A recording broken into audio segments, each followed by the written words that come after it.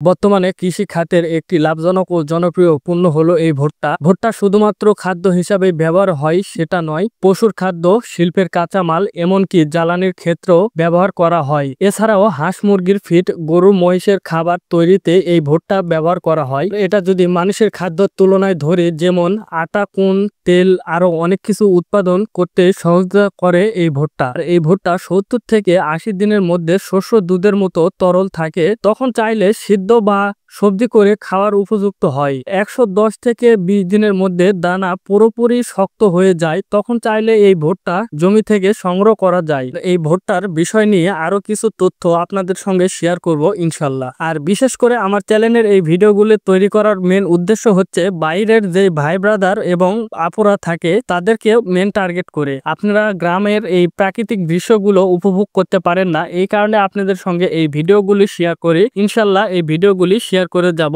আমাকে সহযোগিতা করে পাশে থাকবেন। আর এই ভুট্টাগুলো রোপণ করা হয় ফেব্রুয়ারি ও মার্চ মাসে। গাছগুলো বিশেষ করে বেড়ে উঠে মার্চ ও এপ্রিল মাসে। গাছের যে মৌসাগুলো অর্থাৎ গাছের যে ফলগুলো আসে সেটি হচ্ছে এপ্রিল ও মে মাসে। এই ভুট্টাগুলো বিশেষ করে পাকছে আর বেশ কিছুদিন সময় লাগবে। এই ভুট্টাগুলো সংগ্রহ করার মেন সময় হচ্ছে মে থেকে জুন মাসের মধ্যে। ইনশাল্লাহ এই ভুট্টাগুলো পরিপূর্ণভাবে দানা পুষ্ট হয়ে যায় এবং উঠানোর উপযুক্ত হয়ে যায়। কিছুদিনের মধ্যে আমরা এই ভুট্টাগুলো সংগ্রহ করব ইনশাল্লাহ। ধাপে ধাপে ভিডিওগুলো আপনাদের সঙ্গে শেয়ার করব।